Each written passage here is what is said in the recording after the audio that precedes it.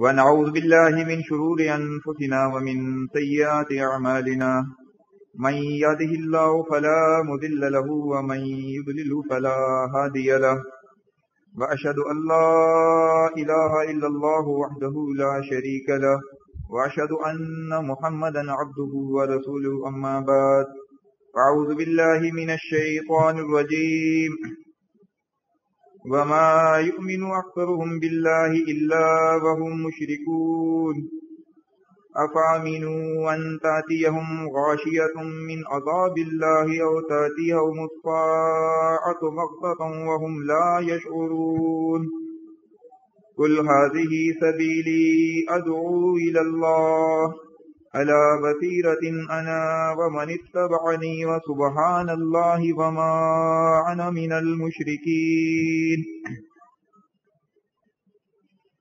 یا آپ بھائیوں کے سامنے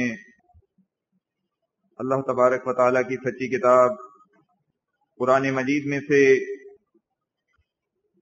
سورہ یوسف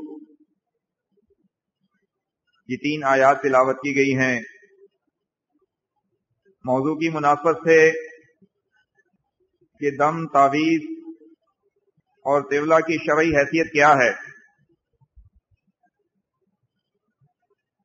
اس سورہ یوسف کی جو پہلی آیت آپ کے سامنے تلاوت کی گئی کہ وما یؤمن اکثرهم باللہ الا وهم مشرکون، لوگوں کی اکثریت اللہ کو مانتی ہے، اللہ پر ایمان کی دعوے دار تو ضرور ہے، الا وهم مشرکون، لیکن وہ مشرک بھی ہے۔ روا ابن ابی حاتم کے اندر ایک روایت آئی ہے، تفسیر ابن کثیر بھی اس کو لے کر آئے ہیں کہ حذیفہ بن یمان رضی اللہ عنہ ایک مریض کی عیادت کے لیے گئے تو اس کے بازو پر ایک دھاگا بندھا ہوا دیکھا، انہوں نے پکڑ کر اس کو کاٹ دیا، توڑ ڈالا، اور اسی سورہ یوسف کی آیت تلاوت کی وما یؤمن اکثرهم باللہ الا وهم مشرکون، کہ لوگوں کی اکثریت اللہ کو مانتی ہے لیکن اللہ کے ساتھ شرک بھی کرتی ہے۔ اور اس کے بعد وقی کی روایت کے اندر یہ اضافہ ہے، انہوں نے اس مریض کو یہ کہا کہ اگر یہ دھاگا ڈالے ہوئے تو مر جاتا تو میں تیری صلاۃ المیت، صلاۃ الجنازہ ادا نہ کرتا۔ تو اسی مناسبت سے یہ آیت آپ کے سامنے تلاوت کی گئی ہے۔ اللہ تعالیٰ نے اپنی سچی کتاب کے اندر سورہ توبہ میں اہل ایمان والوں کو ہوشیار کیا تھا کہ جو ایمان والے ہیں کن لوگوں سے ہوشیار ہو جائیں۔ یا ایھا الذین آمنوا ان کثیرا من الاحبار والرہبان لیاکلون اموال الناس بالباطل ویصدون عن سبیل اللہ، اے وہ لوگوں جو ایمان لا چکے ہو، ایمان والوں کو خبردار کیا گیا، بتایا گیا کہ بے شک بہت سے مولوی اور پیر لوگوں کا مال باطل طریقے سے کھاتے ہیں اور اسی پر بس نہیں کرتے، ان کو اللہ کے راستے سے بھی روکتے ہیں۔ اہل ایمان کو ہوشیار کیا گیا کہ دیکھو اپنا ایمان ان لوگوں سے بچا کے رکھنا، یہ لوگوں کا ایمان بھی خراب کرتے ہیں اور ان کے مال کو بھی ناجائز طریقوں سے، غلط طریقوں سے کھاتے ہیں۔ آپ دیکھیں آج ہر معاملے کے اندر، چاہے ایمان اور عقائد کے معاملات ہوں یا اعمال سے متعلق معاملات ہوں یا معاشی زندگی کے متعلق شادی، بیاہ، نکاح اور طلاق کے مسائل ہوں، تمام معاملات کے اندر اگر آپ غور و فکر کریں گے تو آج اس امت مسلمہ کے آبار و رہبان نے لوگوں کو اللہ کی کتاب کے خلاف فتاوے دیے اور ان کے مال کو ناجائز طریقے سے کھایا۔ افسوس ہے آج اس امت مسلمہ کے اوپر کہ جس کو اللہ کی یہ سچی کتاب کے اندر دی ہوئی ہدایات اور اللہ کے رسول صلی اللہ علیہ وسلم کی سنت آج پسند نہیں آتی۔ جو صحیح طریقہ اللہ کی کتاب میں موجود ہے، جو صحیح احادیث کے اندر سنت رسول کی شکل میں موجود ہے، آج اس کے خلاف بھی عمل کرنے کی کوشش کرتے ہیں۔ جیسا کہ آپ دیکھیں وسیلے کے معاملے کے اندر ہی اللہ کی کتاب نے اہل ایمان کو حکم دیا کہ اللہ کے لیے وسیلہ تلاش کرو. وہ وسیلہ تمہیں کیسے ملے گا؟ جہاد کرو اللہ کی راہ میں جان اور مال کے ذریعے. وسیلہ عربی زبان کا لفظ ہے جس کے معنی قرب اور نزدیکی کے. یا ایھا الذین آمنوا اتقوا اللہ وابتغوا الیہ الوسیلہ. ایمان والوں کو کہا گیا کیا ایمان والو اللہ سے ڈر کر زندگی گزارو اور اللہ کے لیے وسیلہ تلاش کرو. اور پھر آگے جا کر بتایا کہ وہ وسیلہ تمہیں کیسے ملے گا. جہاد کرو اللہ کی راہ میں. وسیلے کے معنی قرب اور نزدیکی کے ہیں. اللہ کی راہ میں جہاد کرو اپنے جان کے ساتھ اپنے مال کے ساتھ تو اللہ کا قرب تمہیں مل جائے گا. اور پھر قرآن کے اندر ہی یہ بات بتائی گئی کہ اللہ کا قرب کیسے حاصل کرو گے, اللہ کے قریب کیسے ہوگے, اللہ تعالیٰ سے کس طرح دعا مانگو گے.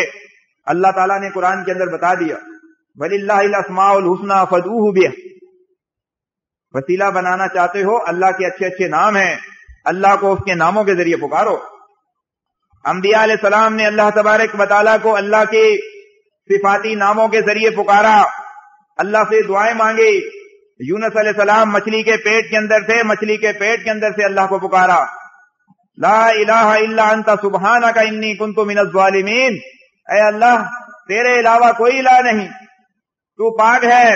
اللہ کو اس کی پاکی کا واسطہ دیا, اللہ تبارک و تعالیٰ کو اس کی الوہیت کا واسطہ دیا کہ اللہ تیرے علاوہ کوئی الہ نہیں, تو پاک ہے. میں نے اپنی جان کے اوپر ظلم کیا, تو مجھے اس غم سے نجات دے دے. اللہ تعالیٰ نے یونس علیہ السلام کی پکار کو سنا اور انہیں مچھلی کے پیٹ سے نجات دے دی. قرآن نے بتا دیا کہ اللہ کو پکارنا ہے اس انداز سے پکارو. وسیلہ بنانا چاہتے ہو اللہ کے اچھے اچھے ناموں کے ذریعے اللہ تبارک و تعالیٰ کو پکارو. اور کبھی ایسا موقع آ جائے, بخاری کی حدیث کے اندر آتا ہے کہ آپ نے زندگی میں جو نیک اعمال کیے ہیں اللہ کی رضا کے لیے خالصتاً لوجہ اللہ, جس کے اندر ذرہ برابر بھی کوئی دکھاوا نہیں ہے, کسی مصیبت اور پریشانی میں پھنس گئے ہیں تو اپنے نیک عمل کو اللہ کی بارگاہ میں بطور وسیلہ پیش کر سکتے ہیں. یہ ایک الگ موضوع ہے. صرف یہ بات آپ کو بتانا تھی کہ قرآن نے بتایا کہ اگر وسیلہ بنانا چاہتے ہو تو اللہ تعالیٰ کو اللہ کے ناموں کے ذریعے پکارو. اس کا ذاتی نام ہے, اس کے صفاتی نام ہے.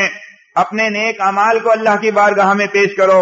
لیکن امت مسلمہ کے افراد کو اللہ کی دی ہوئی ہدایت پسند نہیں آئی, حدیث کے اندر اللہ کے رسول کی سکھائی ہوئی دعائیں پسند نہیں آئی. انہوں نے آج آبار و روبان کے کہنے پر وسیلے کو ایک دوسری شکل دے دی. کسی کی ذات کا وسیلہ, کسی کی شان کا وسیلہ, کسی کے مرتبے کا وسیلہ, کسی مردہ انسان کے پاس جا کر اس کی قبر کے پاس جا کر اس کا وسیلہ. آپ دیکھیں قرآن نے جو وسیلہ بتایا کہ اللہ کا قرب ایسے تمہیں ملے گا, اس کو چھوڑ کر انہوں نے دوسرا طریقہ اختیار کر لیا. اسی طریقے سے آج آپ دیکھیں یہ امت مسلمہ اللہ کی کتاب سے دور ہونے کے بعد, اللہ کی کتاب سے دور ہونے کے بعد آج ان کے ایمان اور عقائد کے اندر کفر و شرک آ گیا, تو اس کے بعد پھر ہر قسم کی خرابیاں آج اس امت مسلمہ میں آ چکی ہیں. چاہے تعویذ پہننے کے عقیدہ ہو یا شرکیہ دم کا عقیدہ ہو, آج اس امت مسلمہ کے اندر رائج ہے. احادیث نے جو صحیح دم بتائے آج اس امت مسلمہ نے وہ چھوڑ دیے, اس کے مقابلے میں وہ دم اختیار کر لیے جن کا تعلق نہ قرآن سے ہے نہ احادیث سے ہے. اللہ کی کتاب نے دعاؤں کا حکم دیا, شیطان سے پناہ مانگ کر اللہ کی پناہ میں آنے کا حکم دیا. انہوں نے تعویذوں کا عقیدہ اپنا لیا کہ تعویذ بناؤ, قرآن کو تعویذ کی شکل میں لکھ کر گلے کے اندر لٹکا لو, بازو میں باندھ لو, دکان کے اندر لٹکا لو, کاروبار میں برکت ہو جائے گی, بیماری سے شفا مل جائے گی. اللہ کے بندو, اللہ کی کتاب سے دور ہونے کا یہ نتیجہ. آپ دیکھیں وہ صحابی حذیفہ بن یمان رضی اللہ عنہ جب ایک مریض کی عیادت کے لیے گئے تو اس کے بازو پر ایک دھاگا بندھا ہوا دیکھا اور انہوں نے پکڑ کر اس کو توڑ دیا, کاٹ ڈالا اور سورہ یوسف کی یہی آیت تلاوت کی کہ وما یؤمن اکثرهم باللہ الا وهم مشرکون, کہ لوگوں کی اکثریت اللہ کو مانتی ہے یہ ایمان اور عقیدہ رکھتی ہے کہ اللہ پیدا کرنے والا، زمین اللہ نے بنائی، آسمان اللہ نے بنایا، چرند پرند تمام مخلوقات کا پیدا کرنے والا، پالنے والا اللہ تبارک و تعالی ہے. اور اس کے بعد پھر دھاگے پر عقیدہ ہے. ایک کالا دھاگا بازو پر مان لیا، یہ عقیدہ بنا لیا کہ یہ کالا دھاگا مجھے بیماری سے شفا دے گا، یہ میری تکلیف کو دور کرے گا. انہوں نے اس کو شرک قرار دیا. اسی لیے تو یہ کہا دوسری روایت کے اندر کہ اگر یہ تو ڈالے ہوئے مر جاتا تو میں تیری صلاۃ المیت ادا نہ کرتا. صلاۃ المیت کس کی ادا نہ کرنے سے قرآن نے منع کیا ہے؟ سورہ توبہ کے اندر مشرک کی. اللہ تعالیٰ سورہ توبہ میں فرماتا ہے کہ ما کان للنبی والذین آمنوا ان یستغفروا للمشرکین ولو کانوا اولی قربی. نبی اور مومنوں کے شایان شان نہیں کہ کسی مشرک کی اللہ تعالیٰ سے دعائے مغفرت مانگے، چاہے ان کے قریبی رشتہ داری کیوں نہ. یعنی مشرک کی دعائے مغفرت کرنے سے، صلاۃ المیت ادا کرنے سے اللہ کی کتاب نے منع کر دیا. تو اس سے معلوم ہوا کہ اگر کوئی شخص دھاگا ڈالے ہوئے، تعویذ ڈالے ہوئے مر جاتا ہے تو اس کی موت شرک کی حالت میں ہوئی ہے. اسی لیے اس صحابی رسول نے یہ اعلان کیا تھا کہ اگر تمہاری موت اسی حالت میں ہو جاتی، تم اس دھاگے کو نہ اتارتے تو اس کے بعد میں تمہاری صلاۃ الجنازہ ادا نہ کرتا. اللہ کے رسول صلی اللہ علیہ وسلم کی بہت ساری احادیث ہیں جو اس معاملے میں ہمارے سامنے رہنمائی رکھتی ہیں اور روشنی ڈالتی ہیں کہ یہ تعویذ، یہ دم اور یہ تیولہ کا عقیدہ یہ آج اس امت مسلمہ کے اندر اس قدر رائج ہو چکا ہے کہ آج یہ کلمہ گو امت شارٹ کٹ طریقے اختیار کرنے کی کوشش کرتی ہے. حالانکہ اللہ کے رسول صلی اللہ علیہ وسلم نے فرمایا، حدیث کے اندر آتا ہے کہ اللہ نے کوئی بھی بیماری ایسی نہیں اتاری کہ جس کی اللہ نے دوا نہ اتاری ہو. ہر بیماری کی اللہ تبارک و تعالیٰ نے دوا اتاری ہے سوائے موت کے. موت کا کوئی علاج نہیں ہے. ہر بیماری کے لیے اللہ تبارک و تعالیٰ نے دوا اتاری ہے. اور تحقیق کرنے کے بعد آج آپ دیکھیں وہ بیماریاں جو آج سے پہلے لوگ جن کو یہ سمجھتے تھے کہ ان کا علاج نہیں ہے، آج تحقیق کر کے انسانوں نے ان بیماریوں کا علاج دریافت کر لیا ہے جن کا علاج اللہ تبارک و تعالیٰ نے شروع سے رکھا ہوا تھا. تو آج بیماریوں سے بچنے کے لیے، علاج کے لیے، بجائے اس کے کہ سنت کا طریقہ اختیار کیا جاتا، انہوں نے شارٹ کٹ طریقے سے، ان کے مولوی اور پیروں نے قرآن کو ذریعہ معاش بنایا اور لوگوں کو تعویذ لکھ لکھ کر دیے کہ یہ تعویذ گلے میں لٹکا لو تمہاری بیماری دور ہو جائے گی. یہ تعویذ گھر کے اندر لٹکا لو، گھر میں کوئی پریشانی اور تکلیف نہیں آئے گی. یہ تعویذ ہم تمہیں لکھ کر دیتے ہیں، اپنی دکان میں لٹکا لو، تمہارے کاروبار کے اندر برکت ہو جائے. آپ دیکھیں ابو داؤد کتاب الطب کی حدیث کے اندر آتا ہے، عبداللہ ابن مسعود رضی اللہ تعالیٰ عنہ اپنے گھر آئے، اپنی بیوی کے گلے میں انہوں نے ایک دھاگا دیکھا، پوچھا یہ کیا ہے؟ تو انہوں نے کہا کہ یہ میرے لیے دم کر کے کسی نے ڈالا ہے، ایک یہودی نے دم کر کے دیا تھا اور انہوں نے اس کو گلے میں ڈالا ہوا تھا. تو عبداللہ ابن مسعود رضی اللہ تعالیٰ عنہ نے اس کو پکڑ کر توڑ دیا اور کہا کہ میں نے اللہ کے رسول صلی اللہ علیہ وسلم کو فرماتے ہوئے سنا ہے، ان الرقیٰ والتمائم والطبلۃ شرک، بے شک دم، تعویذ اور طبلہ شرک. اللہ کے رسول صلی اللہ علیہ وسلم نے اس حدیث کے اندر یہ بتایا کہ دم، تعویذ اور طبلہ شرک ہے. اسی طرح ابو داؤد کی یہ حدیث کہ اللہ کے رسول صلی اللہ علیہ وسلم کا فرمان کہ ان الرقیٰ والتمائم والطبلۃ شرک، بے شک دم، تعویذ اور طبلہ شرک ہے. اس کے اندر دم کی اللہ کے رسول صلی اللہ علیہ وسلم نے اجازت دی ہے مسلم اور بخاری کی حدیث کے مطابق کہ جس کے اندر شرک کے الفاظ شامل نہ ہوں. اور وہ دم کا طریقہ اللہ کے رسول صلی اللہ علیہ وسلم کی سنت سے ثابت ہے کہ نبی صلی اللہ علیہ وسلم کس طرح دم کیا کرتے تھے. عائشہ رضی اللہ تعالیٰ عنہ فرماتی ہیں، بخاری اور مسلم کے اندر یہ حدیث مل جائیں گی آپ کو، کہ نبی صلی اللہ علیہ وسلم رات کو سوتے وقت موبضتین اپنے دونوں ہاتھوں کے اوپر پڑنے کے بعد پھونکا کرتے تھے اور اپنے پورے جسم کے اوپر جہاں تک آپ صلی اللہ علیہ وسلم کا ہاتھ جایا کرتا تھا نبی علیہ السلام پورے جسم کے اوپر پھیر لیا کرتے تھے. یعنی سنت طریقہ دم کا یہ بتایا گیا ہے. لیکن آج آپ دیکھیں دم بھی کس انداز سے ہوتا ہے. شرکیہ دم، دموں کے الفاظ کو آپ پڑھیں، ان کی کتابوں کو پڑھیں جن کے اندر مختلف قسم کے دموں کا ذکر کیا گیا ہے. قرآن کی آیات کو غلط معنوں میں استعمال کیا گیا ہے. کہیں کسی مولوی نے فتویٰ دیا کہ قرآن کی یہ آیت تربوز کے اوپر پڑھو اور تربوز کو ذبح کر دو تو تربوز میٹھا ہو جائے گا. آپ دیکھیں کہ اللہ کی کتاب اس مقصد کے لیے اتری تھی کہ کڑوے تربوز کو ذبح کرو اور وہ میٹھا ہو جائے، یا قرآن کی آیات کو فلاں جگہ عورت کے مقام پر باندھو تو اس کی تکلیف دور ہو جائے گی۔ آپ دیکھیں یہ فتاوے دینے والے کوئی معمولی لوگ نہیں ہیں، معمولی لوگ نہیں ہیں، بڑی بڑی کتابوں کے مصنف ہیں، بڑی بڑی کتابیں لکھی ہیں، بڑا نام ہے ان کا امت کے اندر اشرف علی تھانوی۔ تبھی تو آج امت مسلمہ کی اکثریت تعویذ گنڈوں کا شکار ہے۔ اعمال قرآنی کے نام سے پوری ایک کتاب لکھ دی جس کے اندر تعویذوں کی بھرمار ہے۔ اسی طرح شاہ ولی اللہ نے بھی ایک کتاب لکھی ہے، اور اس کے اندر بھی آپ دیکھیں بہت سارے تعویذ اور بہت سارے مراقبے اور چلے انہوں نے بتائے۔ جب اس طرح بڑی بڑی بھاری ہستیاں کتابیں لکھ کر چلی جائیں جن کو امت مسلمہ کے لوگ رحمت اللہ علیہ اور اپنا اسلاف سمجھتے ہوں، تو پھر اس کے بعد کیوں نہ آج اس امت مسلمہ کے افراد اپنے گلوں میں تعویذوں کو ڈالیں، کیوں نہ ان کا عقیدہ تعویذوں کے اوپر ہو اور شرکیہ دموں کے اوپر ایمان اور عقیدہ بن گیا ہو۔ آج آپ دیکھیں دم کا طریقہ کس انداز سے دم کیا جاتا ہے۔ لوگ پیروں کے پاس جاتے ہیں، مولویوں کے پاس جاتے ہیں، پانی لے کر، پانی کی بوتلیں لے کر کہ آپ اس کے اوپر دم کر دیں، اور مولوی اور پیر کچھ پڑھنے کے بعد پھر پانی کے اوپر پھونک مارتا ہے اور کہتا ہے کہ لے جاؤ اس پانی کو فلاں شخص کے اوپر ڈال دو یا اس کو پی لو، تمہاری بیماری دور ہو جائے گی۔ حالانکہ ترمذی کی حدیث کے اندر آتا ہے پانی پر پھونک مارنے سے اللہ کے رسول صلی اللہ علیہ وسلم نے منع کیا، اللہ کے رسول نے پانی پر پھونک مارنے سے منع کیا۔ ان کا مولوی اور پیر پانی کے اوپر پھونک مارے اور دم کرے۔ آپ دیکھیں کس انداز سے انہوں نے اللہ کی کتاب کا مذاق اڑایا۔ اسی طرح آپ دیکھیں مسند احمد کی ایک روایت کے اندر آتا ہے کہ اللہ کے رسول صلی اللہ علیہ وسلم کے پاس 10 افراد ایمان لانے کے لیے آئے۔ نبی صلی اللہ علیہ وسلم نے 9 سے بیعت لے لی اور ایک کو چھوڑ دیا۔ انہوں نے یہ سوال کیا ہے، اے اللہ کے رسول، آپ نے ہمارے 9 ساتھیوں سے بیعت لے لی ہے اور ایک کو چھوڑ دیا ہے۔ اللہ کے رسول صلی اللہ علیہ وسلم نے فرمایا اس کے گلے کے اندر تعویذ ہے۔ پھر اس شخص نے گلے میں ہاتھ ڈالا اور تعویذ کو توڑ دیا، اور اللہ کے رسول صلی اللہ علیہ وسلم نے فرمایا من علق تمیمۃ فقد اشرک، جس شخص نے تعویذ لٹکایا اس نے شرک کیا۔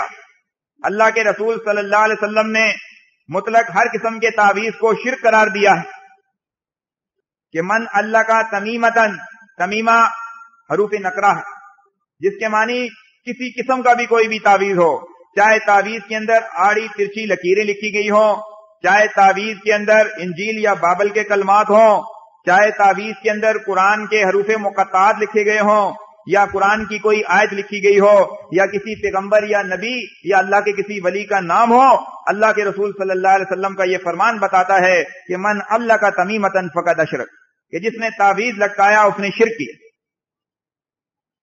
چاہے کسی قسم کا بھی کوئی بھی تعویذ ہو۔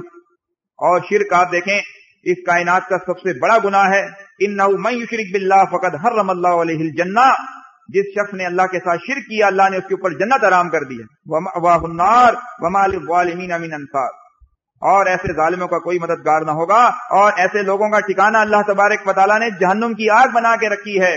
جہنم کی آگ کے اندر یہ لوگ داخل کر دیے جائیں گے، ہمیشہ ہمیشہ شرک کرنے والا جہنم کی آگ میں رہے گا، وہ کبھی بھی جہنم کی آگ سے نہیں نکل سکتا۔ آج جب لوگوں کو اللہ کے رسول کی احادیث سنائی جاتی ہیں، بتایا جاتا ہے کہ دیکھیں نبی علیہ السلام نے تو تعویذ کو شرک قرار دیا ہے، تو اس کے بعد لوگ یہ کہتے ہیں کہ جی دیکھیں آپ احمد ابن حنبل کو مانتے بھی نہیں ہیں، اور اس کے بعد آپ ان کی حدیث کا حوالہ بھی دیتے ہیں۔ ہر چند کے وہ بہت بڑا طاغوت تھا، اس نے امت مسلمہ کو کفر و شرک کے راستے پر لگایا، لیکن سب سے بڑا جو طاغوت ہے آپ دیکھیں وہ شیطان ہے، اور اسی شیطان کے سارے چیلے آج روئے زمین کے اوپر انسانوں اور جنات کی شکل میں موجود ہیں، جو ساری انسانیت کو گمراہ کر رہے ہیں اور کفر و شرک کے راستے پر لے کر جا رہے ہیں۔ لیکن بخاری کی صحیح حدیث بتاتی ہے کہ ابو ہریرہ رضی اللہ عنہ کو شیطان نے آیت الکرسی کی بالکل صحیح فضیلت بتائی۔ جب ابو ہریرہ رضی اللہ عنہ کو نبی علیہ السلام نے زکوٰۃ کے مال کے اوپر چوکیدار مقرر کیا تھا، اور ایک شخص آیا اور اس مال کے اندر سے اس نے کچھ چوری کرنے کی کوشش کی، مال لے جانے کی کوشش کی، ابو ہریرہ رضی اللہ عنہ نے اس کو پکڑ لیا، اس نے بڑی منت سماجت کی کہ میں غریب آدمی، انہوں نے اس کو چھوڑ دیا، اور 3 دفعہ وہ آیا۔ آخری دفعہ اس نے یہ کہا کہ آج مجھے تم چھوڑ دو تو میں تمہیں ایک ایسی بات بتاتا ہوں کہ اگر تم رات کو سوتے وقت آیت الکرسی پڑھ لو تو اللہ کی طرف سے ایک حفاظت کرنے والا تمہارے اوپر مقرر ہو جائے۔ آپ دیکھیں اس حدیث سے یہ بات معلوم ہوتی ہے کہ شیطان تو بہت بڑا جھوٹا ہے۔ نبی علیہ السلام کو انہوں نے پورا واقعہ کر بتایا اللہ کے رسول نے فرمایا کہ ہر چند کے وہ بہت بڑا جھوٹا ہے، لیکن اس نے تمہیں بالکل سچی بات بتائی. ہر چند کے احمد ابن حنبل قرآن کا انکاری، عہد روح کا عقیدہ دینے والا، کفر و شرک پھیلانے والا اس کا موجد ہے، لیکن بات جو اس نے کی ہے وہ بات بالکل سچی ہے. ہم وہ بات آپ کے سامنے بیان کر رہے ہیں جس طرح ابو ہریرہ رضی اللہ عنہ کو شیطان نے آیت الکرسی کی بالکل صحیح اور سچی فضیلت بتائی اور اللہ کے رسول نے فرمایا وہ بہت بڑا جھوٹ ہے. تو اسی مقصد کے لیے کہ آپ کا اپنا امام، جس کو آپ اپنا امام مانتے ہیں، کم از کم اپنے امام کی بات تو مان لو. اگر اللہ کی کتاب کی بات نہیں مانتے، اللہ کے رسول کی بات نہیں مانتے، تمہارے عالم تعویذ لکھ لکھ کر دیتے ہیں، اپنے گزرے ہوئے امام کی بات تو مان لو. اس نے بات تو بالکل ٹھیک کی ہے کہ من اللہ کا تمیمتن فقد اشرک، کہ جس شخص نے تعویذ لٹکایا اس نے شرک کیا. اسی طرح ابو داؤد کتاب الطب کی ایک اور حدیث آتی ہے، عیسیٰ بن حمزہ رحمۃ اللہ علیہ عبداللہ ابن عقیم رضی اللہ تعالیٰ عنہ کے پاس عیادت کے لیے گئے. وہ بیمار تھے، ہمرا سرخ بادہ کی بیماری کے اندر، بخار کے اندر مبتلا تھے. تو وہ ان کو کہنے لگے کہ آپ اس کے لیے تعویذ کیوں نہیں لٹکا لیتے. زمانہ جاہلیت میں اس کا علاج تعویذ کے ذریعے ہوا کرتا تھا کہ جس طرح آج بھی لوگ بیماریوں کے لیے، بخاروں کے لیے، یرکان اور پیلیے کے لیے، کینسر کے لیے، کتنی بیماریاں ہیں جن کا علاج دریافت ہو چکا ہے، پھر بھی لوگ آج جہالت کا ثبوت دیتے ہوئے مولوی اور پیروں کے پاس جاتے ہیں اور ان سے جا کر تعویذ لیتے ہیں اور دم کرواتے ہیں کہ ہماری بیماریاں ٹھیک ہو جائیں. حالانکہ جو دم کا عقیدہ بھی احادیث کے اندر ملتا ہے، اللہ کے رسول صلی اللہ علیہ وسلم نے زیادہ تر زہریلی چیز سے دم کرنے کی اجازت دی ہے، اور باقی اللہ کی پناہ میں آنے کے لیے ایک انسان اپنے جسم کے اوپر، اپنی اولاد اور اپنے بچوں کے اوپر دم کر سکتا ہے، جس طرح اللہ کے رسول صلی اللہ علیہ وسلم اپنے نواسوں حسن اور حسین رضی اللہ تعالیٰ عنہ کے اوپر دم کیا کرتے تھے نظر بد سے بچنے کے لیے. تو آپ دیکھیں وہ تابعی جب عبداللہ ابن عقیم رضی اللہ عنہ کو یہ کہتے ہیں کہ آپ سرخ بادہ کے لیے تعویذ کو نہیں لٹکا لیتے، تو انہوں نے کہا کہ تعویذ سے اللہ کی پناہ. میں نے اللہ کے رسول صلی اللہ علیہ وسلم کو یہ فرماتے ہوئے سنا ہے، من تعلق شیئا وکل الیہ، جس نے کوئی بھی چیز لٹکائی وہ اسی چیز کے حوالے کر دیا جائے. یعنی اگر کسی نے کوئی چیز لٹکا لی، گلے میں کوئی تمیمہ باندھ دیا، کوئی تعویذ لٹکا لیا، کوئی دھاگا باندھ لیا، کوئی کڑا پہن لیا اور اس کے اوپر عقیدہ رکھ لیا، وہ اسی کے حوالے کیا جائے گا، یعنی اس کو جہنم کی آگ کے اندر ڈال دیا جائے گا. حوالے کرنے سے یہی مراد ہے کہ اس شخص کا ٹھکانہ جہنم کی آگ ہے، جس طرح قرآن نے بتا دیا کہ مشرک شرک کرنے والے کا ٹھکانہ جہنم کی آگ. اسی طرح بخاری اور مسلم کی حدیث کے اندر آتا ہے، بخاری کتاب الجہاد کے اندر، کہ اللہ کے رسول صلی اللہ علیہ وسلم نے ایک غزوے کے موقع پر یہ اعلان کر دیا، ایک صحابی کو بھیجا کہ اعلان کر دو کہ کسی جانور یا اونٹ کے گلے کے اندر تانت یا کسی قسم کا کوئی بھی پٹا نہیں ہونا چاہیے، ان سب کو کاٹ دیا جائے.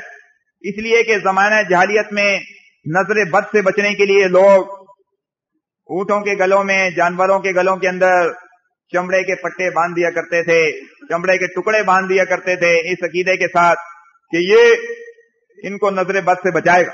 اللہ کے رسول صلی اللہ علیہ وسلم نے صحابہ کرام رضوان اللہ اجمعین کی ایسی تربیت کی تھی اور انہیں بتا دیا تھا کہ دیکھو ان چیزوں کو اگر تمہیں کہیں جانور کے گلے میں بھی نظر آئے تو ان کو کاٹ دو.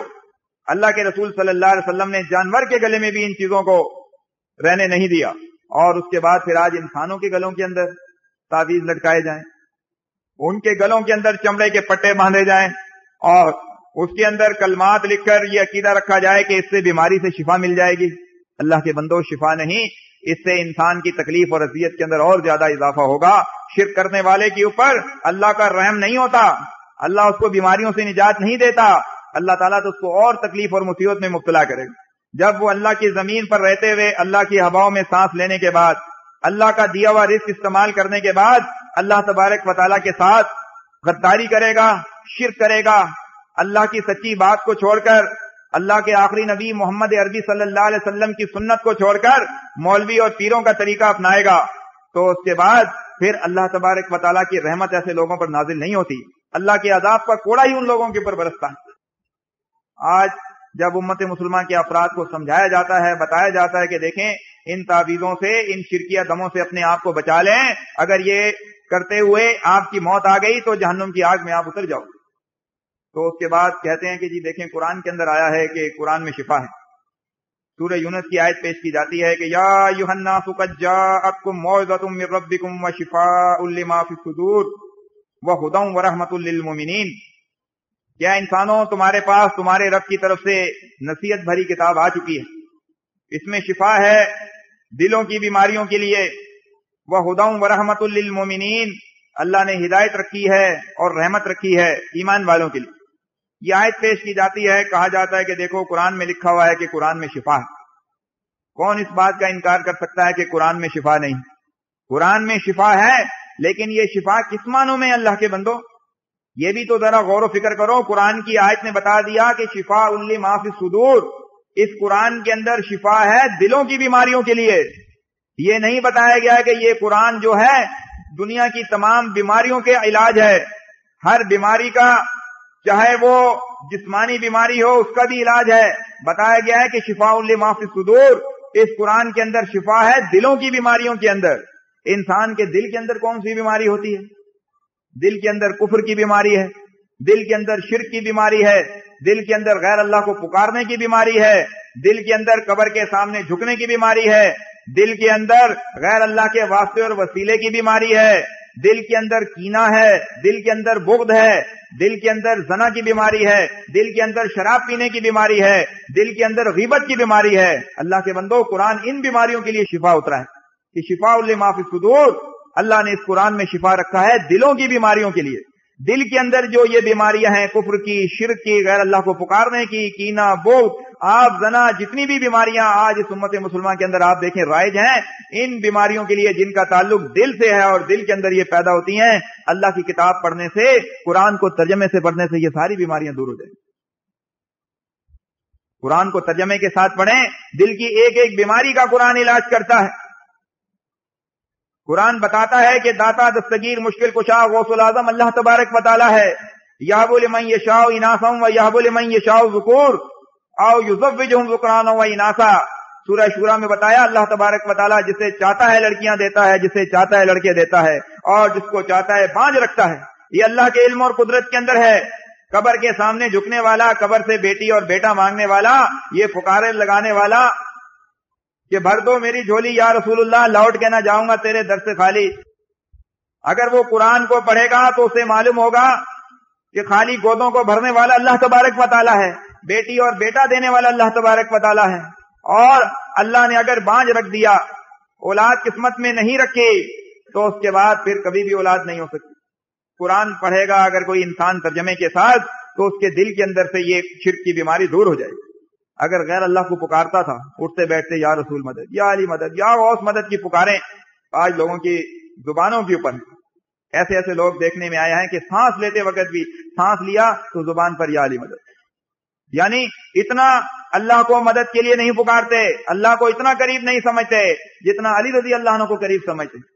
اور ہم نے دیکھا کہ لوگوں نے اپنی گاڑیوں کے اوپر پیچھے لکھ کے لگا ہوا ہے ادرکنی یا رسول اللہ، اے اللہ کے رسول میری مدد کیجیے۔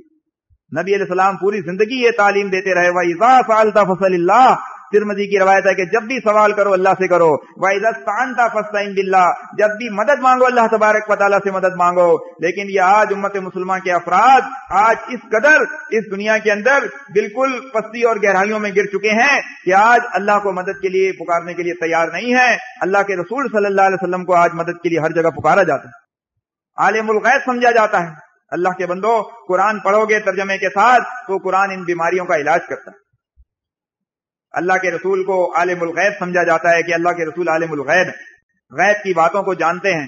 پکارے لگتی ہیں، شہباز کرے پرواز سے جانے حال دلاں دے، شہباز کلندر پرواز لگاتا ہے اور دلوں کے حال جانتا ہے۔ آج پیروں اور صوفیوں کے متعلق لوگوں کا عقیدہ ہے کہ یہ دلوں کی باتوں کو جانتے ہیں، اسی لیے تو لوگ آج ان کے پاس جاتے ہیں، پوچھنے کے لیے جاتے ہیں کہ میرے گھر بیٹا ہوگا یا بیٹی ہوگی۔ یہ ان کو کنہوں نے بتایا ہے؟ ان کے اسلاف نے بتایا ہے، شاہ ولی اللہ نے بتایا ہے، ان کے والد اور تایا نے بتایا ہے، انہوں نے بتایا ہے کہ ایسے ایسے پیر گزرے ہیں، ان کے پاس جاؤ تو اس کے بعد وہ بتا دیں گے کہ تمہارے گھر لڑکا ہوگا یا لڑکی۔ جو بتاتے تھے وہی ہوا کرتا تھا۔ حکایت اولیاء اٹھا کر دیکھیں اشرف علی خان، جبکہ اللہ کی کتاب یہ کہتی ہے سورہ نمل کے اندر کہ قُل لَا يَعْلَمُ مَن فِي السَّمَاوَاتِ وَالْأَرْضِ الْغَيْبَ إِلَّا اللَّهُ، اے اللہ کے رسول اعلان کر دیں قوم کے سامنے کہ زمین اور آسمان کے اندر کوئی غیب کا چھپی ہوئی باتوں کا جاننے والا نہیں ہے الا اللہ، سوائے اللہ تبارک و تعالیٰ کے۔ کہیں نبی علیہ السلام کو یہ حکم دیا گیا کہ آپ یہ کہہ دیں کہ اگر میں غیب کا جاننے والا ہوتا لستکثرت من الخیر، تو مجھے خیر ہی خیر روئے زمین کے اوپر مل جاتی، وما مسنی السوء، اور مجھے ذرہ برابر بھی کوئی تکلیف نہ ہوتی۔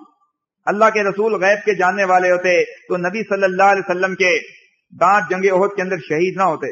اللہ کے رسول غیب کے جاننے والے ہوتے تو مشرکین مکہ اللہ کے رسول صلی اللہ علیہ وسلم کے گلے کے اندر کپڑا ڈال کر نبی علیہ السلام کی گردن کو نہ دباتے، اس لیے کہ اللہ کے رسول صلی اللہ علیہ وسلم کو پہلے ہی معلوم ہے۔ اللہ کے رسول غیب کے جاننے والے ہوتے تو نبی صلی اللہ علیہ وسلم کے اوپر طائف میں سنگباری نہ ہوتی، اللہ کے رسول صلی اللہ علیہ وسلم کو علم ہو جاتا۔ اللہ کے رسول اگر غیب کے جاننے والے ہوتے تو اس کے بعد مشرکین نبی علیہ السلام کے پاس آ کر قرآن کے بہترین قاریوں کو لے گئے اور کہا کہ یہ ہماری قوم کو تبلیغ کریں گے، دھوکے سے ان سب کو شہید کر دیا۔ اللہ کے رسول غیب کے عالم ہوتے، غیب کے جاننے والے ہوتے، نبی صلی اللہ علیہ وسلم اپنے صحابہ کو ہرگز ان کے ساتھ روانہ نہ کرتے۔ اسی لیے تو اللہ نے قرآن میں حکم دیا کہ آپ اعلان کر دیں کہ قل لا یعلم من فی السماوات والارض الغیب الا اللہ، کہ زمین اور آسمان کے اندر کوئی غیب کا جاننے والا نہیں ہے سوائے اللہ تبارک و تعالیٰ۔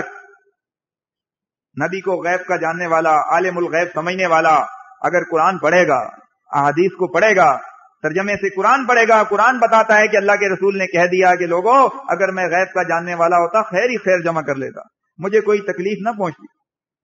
قرآن پڑھنے والا ترجمے کے ساتھ جب قرآن کی تلاوت کرے گا، پڑھے گا، دل کے کانوں کے ساتھ قرآن کو سنے گا اور دل کی آنکھوں کے ساتھ قرآن کے اوپر غور و فکر کرے گا تو اللہ کی کتاب اس کو سمجھ میں آ جائے گی۔ صرف اوپر قرآن پڑھ لینا اور یہ سمجھ لینا کہ قرآن سمجھ میں آئے گا، اللہ کے بندو قرآن سمجھنے کے لیے دل کے کانوں سے قرآن کو سننا ہوگا۔ آج سائنس نے بھی یہ تحقیق کر کے بتایا ہے کہ انسانی دل کے اندر بھی جس طرح ایک انسان کے 2 کان ہیں، انسانی دل کے اندر بھی 2 کان ہیں۔ دل کے اندر بھی اللہ تبارک و تعالیٰ نے 2 کان رکھے ہیں۔ دل کے کانوں سے جب کوئی اللہ کی کتاب کی طرف متوجہ ہوگا اور اس کے بعد غور و فکر کرے گا تو اللہ کی کتاب سے ہدایت ملے گی، شفا مل جائے گی، شفاء لما فی الصدور۔ یہی مطلب ہے کہ اس قرآن کے اندر شفا ہے دلوں کی بیماری کے لیے۔ اسی طرح آپ دیکھیں سورہ نحل کے اندر بتایا گیا ہے کہ اللہ تعالیٰ نے شہد کی مکھی کو حکم دیا کہ جا اونچی اونچی جگہ چھتریوں کے اوپر اپنا گھر بنا۔ اللہ تعالیٰ فرماتا ہے اس کے پیٹ کے اندر سے جو چیز نکلتی ہے جس کے مختلف رنگ ہیں اس کے اندر شفا ہے، شفاء للناس، شفا ہے اس کے اندر انسانوں کے لیے۔ اب شہد سے کتنا شفا ملے گی؟ شہد کو پیا جائے گا، شہد کو استعمال کیا جائے گا، شہد کے پینے سے انسان کو شفا ملے گی۔ اب اگر کوئی شخص شہد کی بوتل کو گلے میں لٹکا لے اور اس کے بعد یہ کہے کہ جی قرآن میں لکھا ہے کہ شفاء للناس، سورۃ النحل میں کہ شہد کے اندر اللہ نے فرمایا شفا ہے، اس لیے میں اس شہد کو گلے کے ساتھ لٹکا لیتا ہوں اور اس کے بعد مجھے شفا مل جائے گی۔ دنیا کے تمام لوگ، عام آدمی بھی اسے بے وقوف اور جاہل سمجھے گا اور یہی کہے گا کہ بھائی جب تک شہد پیو گے نہیں، استعمال نہیں کرو گے، آپ کو شفا نہیں ملے گی۔ اللہ کے بندو، یہ قرآن اس وقت شفا دے گا جب قرآن کو پڑھیں گے ترجمے کے ساتھ، دل کے کانوں سے قرآن کی طرف متوجہ ہوں گے۔ قرآن کو ایک کاغذ میں لکھ کر اور چمڑے کے اندر اس کو سینے کے بعد گلے میں لٹکانے سے شفا نہیں ملے گی۔ یہ طریقہ اختیار کرو گے تو شرک کرنے والوں کے اندر شمار ہو جائے گا۔ اللہ کے رسول صلی اللہ علیہ وسلم کا فرمان یاد رکھیے کہ من اللہ کا تمیمتن فقط اشرک، کہ جس شخص نے تعویذ لٹکایا اس نے شرک کیا۔ اللہ کے رسول صلی اللہ علیہ وسلم نے تعویذ کو مطلق شرک قرار دیا۔ آپ دیکھیں جہاں قرآن کی آیت سے استدلال کرنے کی کوشش کی جاتی ہے وہاں اس کے بعد کچھ ایسی ضعیف روایات بھی ہیں، موضوع اور جھوٹی روایات بھی ہیں جو آج یہ مولوی اور پیر اپنے مقصد کے لیے استعمال کرتے ہیں۔ ہمارے ساتھیوں کو اس بات کا علم ہونا چاہیے اور علم ہے بھی، لوگوں کی اکثریت یا کچھ نئے آنے والے ساتھی ہمارے لٹریچر کا مطالعہ نہیں کرتے، اس لیے اکثر یہ دیکھنے میں آتا ہے کہ اکثر لوگ بار بار انہی سوالوں کو ریپیٹ کرتے ہیں کہ جن کا جواب ہماری کتابوں کے اندر موجود ہے۔ آپ دیکھیں ابو داؤد کے اندر ایک روایت آتی ہے کہ جو یہ لوگ اپنے حق میں اپنی دلیل کے طور پر پیش کرتے ہیں کہ کسی دعا کو یا قرآن کو تعویذ کی شکل میں گلے میں لٹکایا جا سکتا ہے، ابو داؤد اور ترمذی میں یہ روایت ہے کہ عبداللہ ابن عمر بن عاص روایت کرتے ہیں کہ رسول اللہ صلی اللہ علیہ وسلم نیند میں ڈر جانے والوں کے لیے یہ دعا سکھایا کرتے تھے کہ اعوذ بکلمات اللہ التامۃ من غضبہ وشر عبادہ ومن همزات الشیاطین وان یحضرون۔ تو اس کے بعد لکھتے ہیں کہ عبداللہ بن عمر اپنے سمجھ والے بچوں کو یہ دعا یاد کرایا کرتے تھے اور جو بچے یہ پڑھ نہیں سکتے تھے یہ دعا ان کے گلے میں لٹکا دیا کرتے تھے. یہ روایت پیش کر کے آج یہ مولوی اور پیر یہ کہتے ہیں کہ جی دیکھیے حدیث کے اندر یہ بتایا گیا ہے کہ اگر کسی کو کوئی دعا یاد نہ ہو, وہ قرآن پڑھ نہ سکتا ہو, تو اس کو گلے میں لکھ کر لٹکایا جا سکتا ہے, اور ابو داؤد ترمذی کی اس حدیث کا حوالہ دیا جاتا ہے. آپ دیکھیں اس روایت کی حیثیت کیا ہے. اس روایت کے اندر جو آخری لفظ ہے کہ عبداللہ بن عمر اپنے ناسمجھ بچوں کے گلے میں, جو قرآن پڑھ نہیں سکتے تھے, ناسمجھ تھے, ان کے گلے میں یہ دعا لکھ کر لٹکا دیا کرتے تھے, یہ اللہ کے رسول صلی اللہ علیہ وسلم کا فرمان نہیں ہے. یہ حدیث کو روایت کرنے والے راوی کا ایک اضافہ ہے اس کے اندر, جس کو مدرج کہا جاتا ہے کہ اس نے ان الفاظ کا اضافہ کر دیا حدیث کے اندر.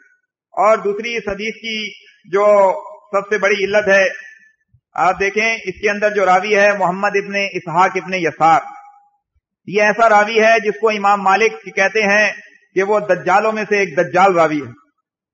یعنی آپ دیکھیں دجال جو سب سے بڑا جھوٹا, یعنی یہ سب سے بڑا جھوٹا ہے. اسی طرح یحییٰ بن القطان جو کہ ایک بہت بڑے احادیث کے عالم تھے اور اسماء الرجال کے بڑے ماہر امام تھے, انہوں نے بھی محمد ابن اسحاق ابن یسار کے متعلق یہ کہا کہ یہ کذاب ہے, یہ جھوٹا راوی ہے. اور محدثین اگر کسی راوی کے متعلق یہ کہیں کہ یہ متروک ہے, یہ واہی ہے, یا یہ کذاب ہے, تو اس کے بعد اس راوی کے متعلق کہ جس کے متعلق یہ الفاظ کہے گئے ہوں وہ ساکت الاعتبار ہے. یعنی اب وہ راوی ساکت ہو گیا اور اس کی حدیث لکھی بھی نہیں جا سکتی. محدثین نے اتنا سخت فتویٰ دیا, امام بخاری رحمۃ اللہ علیہ نے کہا کہ ایسے شخص کی حدیث لکھی بھی نہیں جا سکتی. تو اس کے بعد آپ دیکھیں یہ حدیث آج لوگوں کے سامنے دلیل کے طور پر پیش کی جاتی ہے. کہا جاتا ہے کہ دیکھیں اس حدیث میں آیا ہے کہ تعویذ کی شکل میں قرآن کو گلے میں لٹکایا جا سکتا ہے. اس حدیث کے اندر تو محمد ابن اسحاق یسار جیسا کذاب اور دجال راوی موجود ہے جو ساکت الاعتبار ہے, جس کی حدیث لکھی بھی نہیں جا سکتی. آپ اس کی حدیث کو دلیل بنا کر کہتے ہیں. حالانکہ عبداللہ ابن عمر بن عاص سے جو یہ الفاظ منسوب کیے جاتے ہیں کہ وہ اپنے ناسمجھ بچوں کے گلے میں یہ تعویذ لٹکا دیا کرتے تھے, لکھ دیا کرتے تھے, اس ضعیف روایت سے نکالتے ہیں. حالانکہ صحیح حدیث کے اندر جو آتا ہے, ابو داؤد کی صحیح حدیث کے اندر آتا ہے کہ عبداللہ بن عمر بن عاص رضی اللہ تعالیٰ عنہ سے روایت ہے کہ وہ یہ فرماتے ہیں کہ میں نے اللہ کے رسول صلی اللہ علیہ وسلم کو یہ فرماتے ہوئے سنا ہے کہ اگر میں یہ 3 باتیں کروں تو اس کے بعد مجھے حق اور ناحق کی کوئی پرواہ نہیں. اور وہ 3 باتیں کیا ہیں کہ تریاک استعمال کروں. تریاک اس زمانے میں ایک ایسے سالن کو, ایسی چیز کو کہا جاتا تھا کہ جس کے اندر شراب اور سانپوں کا گوشت ہوا کرتا تھا اور لوگ اس کو کھایا کرتے تھے.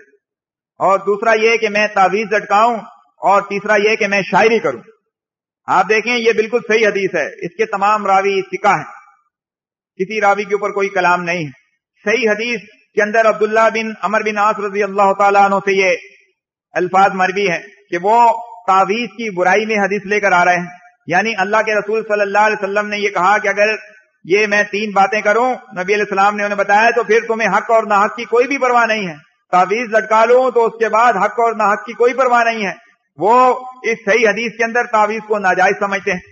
اور اس کے بعد ایک موضوع اور ضعیف روایت گڑی ہوئی جس کے اندر کذاب راوی موجود ہے, وہ لوگوں کے سامنے پیش کر کے عبداللہ ابن عمر بن عاص کا یہ عمل پیش کیا جائے کہ وہ اس کو جائز سمجھتے تھے. آپ دیکھیں اس حدیث کا ذوق تو آپ کے سامنے آ گیا. یہ بالکل غلط بات, ایک ضعیف اور ایک جھوٹی روایت جس کے اندر کذاب راوی موجود ہوں اس سے استدلال کرنا, اس کو بیان کرنا, یہ بالکل ہی غلط بات ہے. اس ایسے راوی کی روایت کو تو لکھا بھی نہیں جا سکتا. اسی طرح آپ دیکھیں تابعین کے فتوے, وکی ایک روایت لے کر آئے ہیں. وکی سعید بن جبیر رحمۃ اللہ علیہ, یہ عبداللہ ابن عباس کے شاگرد رشید ہیں. وہ یہ روایت کرتے ہیں کہ جس شخص نے کسی آدمی کے گلے سے کوئی تعویذ کاٹ دیا تو گویا اس نے ایک جان آزاد کر دی. یعنی اگر کسی کے گلے کے اندر کسی نے کوئی تمیمہ اور تعویذ دیکھا اور اس نے اس کو کاٹ دیا, اس کو اتنا بڑا اجر ملے گا گویا اس نے ایک غلام کو, ایک جان کو آزاد کر دیا. اسی طرح وکی ایک اور روایت لے کر آئے ہیں کہ وکی کہتے ہیں کہ ابراہیم نخعی رحمۃ اللہ علیہ, یہ امام ابو حنیفہ رحمۃ اللہ علیہ کے استاد کے استاد ہیں. وہ یہ بیان کرتے ہیں کہ صحابہ اور تابعین ہر قسم کے تعویذوں کو नाजायज समझते थे। कानू यकरहून तमाइमा कुल्लहा मिनल कुरान व गैरल कुरान, सहाबा इकराम और ताबीन हर किस्म के तावीज को, चाहे उसमें कुरान लिखा हो या गैर कुरान हो, सहाबा उसको नाजायज समझते थे, उसको जायज नहीं समझते थे। आप देखें सहाबा का और ताबीन का फतवा भी आपके सामने आ गया कि चाहे तावीज के अंदर कुरान लिखा हुआ हो या गैर कुरानी हो, उसके अंदर कुछ और कलमात हो, सहाबा भी उसको नाजायज समझते थे, ताबईन भी उसको नाजायज समझते थे और ये फतवा दिया करते थे कि अगर किसी ने किसी के गले से तावीज को, तमीमा को उतार कर फेंक दिया, काट दिया, तो गोया उसने एक जान आजाद कर दी।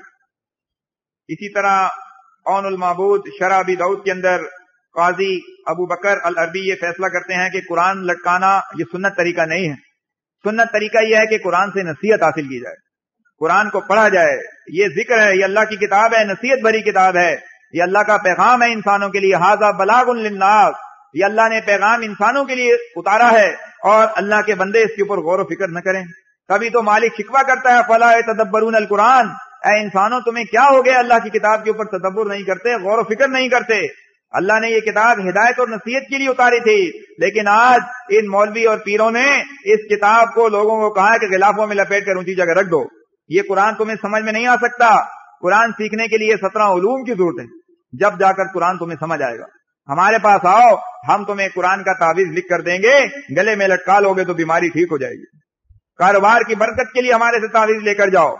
बड़े बड़े महंगे महंगे तावीज भी लिख कर देते हैं, 5-5 हजार, 10-10 हजार, 20-20 हजार और 1-1 लाख रुपए का तावीज भी लिख कर देते हैं। और लोगों की अक्सरियत आज इस कदर जाहिल बन चुकी है कि आज मौलवी और पीरों के इन तावीजों को लेने के बाद घरों में लटका देती है और ये अकीदा रखती है कि इससे शिफा मिल जाएगी। अल्लाह के बंदो, सोचने वाली बात है, बड़ी गौर फिक्र वाली बात है कि मौलवी ने कुरान की आयत एक कागज में लिखकर चमड़े में लपेट कर दे दी और ये कहा कि किसी ऊंची जगह लटका दो घर के अंदर, तो घर में बीमारी दाखिल नहीं होगी। दुकान में लटकाओगे, कारोबार में बरकत हो जाएगी। आज हर कलमा पढ़ने वाले के घर में अल्लाह की किताब मौजूद है, कुरान हर शख्स ने घर में रखा हुआ है। अल्लाह का कुरान घर में मौजूद है, लेकिन कुरान घर में काम नहीं कर रहा। घर के अंदर बीमारियां भी हैं, घर के अंदर हेपेटाइटिस सी का मरीज भी है, यरकान का भी है, घर के अंदर कैंसर का मरीज भी है, गुर्दे का मरीज भी है, घर के अंदर आप देखें सास और बहू की लड़ाई भी है, घर में सारे मामलात हो रहे हैं, कुरान रखा हुआ है ऊपर, काम नहीं कर रहा। मौलवी ने ऐसे ही अकल सलब की, ऐसा धोखा दिया कि मेरे पास आओ, मेरे पास आओ, मैं अपने हाथों से तुम्हें कुरान लिख कर दूंगा, वो कुरान वहां जाकर लटका लो, चमड़े में लिख के दूंगा, लटका लोगे तो उसके बाद बीमारियां दूर हो जाएंगी, शिफा मिल जाएगी। कैसा इंसान को, मतलब उसने उसकी अकल को माऊफ कर दिया कि आज ये बड़े बड़े प्रोफेसर और बड़े बड़े लेक्चर देने वाले, उन्होंने घरों में तावीज लटकाए हुए हैं, उनके बाजू और गलों में तावीज मौजूद हैं। कोई भी मौलवी से ये सवाल नहीं करता कि मौलवी साहब हमने तो कुरान, पूरा अल्लाह का कुरान घर में मौजूद है, तुमने तो एक छोटी सी आयत लिखी है, तावीज के अंदर कागज में तो एक छोटी सी आयत लिख कर दी है। अल्लाह की पूरी सच्ची किताब हमारे पास मौजूद है, लेकिन घर में शिफा नहीं मिल रही, बीमारियां बढ़ती चली जा रही हैं, दिन ब दिन झगड़े ज्यादा हो रहे हैं, नौबत कत्लो गारत तक पहुंच चुकी है। कोई सोचने समझने के लिए तैयार नहीं है। अंधे बनकर आज इन मौलवी और पीरों के पीछे चल रहे हैं और ये इनको लेकर जहन्नुम की आग में उतर जाएंगे। तो अल्लाह के बंदो, उस वक्त के आने से पहले पहले कि जब ये नफ्सें डूब जाएं और उसके बाद गैब शहूद बन जाए और उस वक्त ये इंसान तौबा करने लगे, अल्लाह ताला के हाँ फिर ऐसी तौबा कबूल न होगी। उस वक्त के आने से पहले अल्लाह के बंदो, इन मौलवी और पीरों से अपने ईमान को बचा लो, जिन्होंने आज इस उम्मत मुसलमान के ईमान के ऊपर डाका डाला है। जहां इनको कब्र परस्ती पर लगाया है, मुर्दों के ऊपर जाकर सर झुकाने का हुक्म दिया है, उनसे मांगने का हुक्म दिया है, वहां तावीज गंडों का कारोबार आज इन्होंने उरूज पर कर रखा है और जाहिल इंसानों को आज अपने चक्कर में फंसाकर आज इनके गलों में भी तावीज, इनके बाजू में भी तावीज, इनके घरों में भी तावीज, इनकी दुकानों में भी तावीज, इनकी गाड़ियों में भी तावीज, हर जगह किसी के गले के अंदर धागा, किसी के बाजू के ऊपर चमड़े का पट्टा, किसी ने पीतल का कड़ा बांध रखा है। अल्लाह के रसूल सल्लल्लाहु अलैहि वसल्लम ने इससे भी मना किया। हदीस के अंदर आता है, शायद इब्ने हब्बान की रवायत है, नबी सल्लल्लाहु अलैहि वसल्लम ने एक शख्स के हाथ के अंदर पीतल का कड़ा देखा। अल्लाह के रसूल सल्लल्लाहु अलैहि वसल्लम ने पूछा कि ये किस लिए पहना है? उसने कहा कि ये कमजोरी को दूर करने के लिए। अल्लाह के रसूल सल्लल्लाहु अलैहि वसल्लम ने फरमाया, ये तेरी कमजोरी को और बढ़ाएगा। अगर ये तू डाले पे मर गया तो उसके बाद तू कामयाब नहीं हो सकता, यानी तुझे फिर जन्नत नहीं मिलेगी, कामयाबी नहीं मिलेगी अगर ये डाले पे मर गया। لیکن آج مولوی اور پیر کہتا ہے کامیابی اسی میں ہے کہ گلے کے اندر تعویذ لٹکاؤ، اسی کے اندر کامیابی ہے، جنت تمہیں اسی صورت میں ملے گی کہ جب تک تعویذ لٹکاؤ گے، گلے میں باندھو گے، بازو میں باندھو گے، گھر میں تعویذ کو لٹکاؤ گے، اس طریقے سے قرآن کا استعمال کرو گے، ساری بیماریاں ٹھیک ہو جائیں گی، تمہارا بیڑا پار ہو جائے گا۔ اللہ کے بندو، اللہ تبارک و تعالی ہمیں ان مولوی اور پیروں سے بچائے جنہوں نے آج امت مسلمہ کے ایمان پر ڈاکہ ڈالا ہے، اور ہر چیز کے اندر انہوں نے ایمان، عقائد اور اعمال سے لے کر ساری چیزوں کی اصل شکل بالکل مسخ کر دی ہے، اور اس کے مقابلے میں ایک دوسرا دین طریقت لوگوں کے سامنے پیش کر دیا ہے، جو صوفیوں کا دین ہے، جو ان مولوی اور پیروں کا دین ہے، جو اللہ کے رسول صلی اللہ علیہ وسلم کا لایا ہوا دین ہرگز نہیں ہو سکتا، جو صحابہ کرام رضوان اللہ اجمعین کا دین نہیں، جو تابعین کا دین نہیں، جو ان صوفیوں کا دین ہے جس کے اوپر یہ لوگ چل رہے ہیں۔ اللہ تبارک و تعالی ہمیں ان سے برات اور بیداری کرنے کی توفیق عطا فرمائے، اور اللہ تبارک و تعالی ہمیں یہ سچی بات، ایمان اور عقیدے کی بات، شرک اور کفر کرنے والوں کے چہروں کو بے نقاب کرنے اور خالصتاً اللہ تبارک و تعالیٰ کے اوپر بھروسہ کرنے کی توفیق عطا فرمائے۔ اقول قولی ھذا واستغفر اللہ لی ولکم۔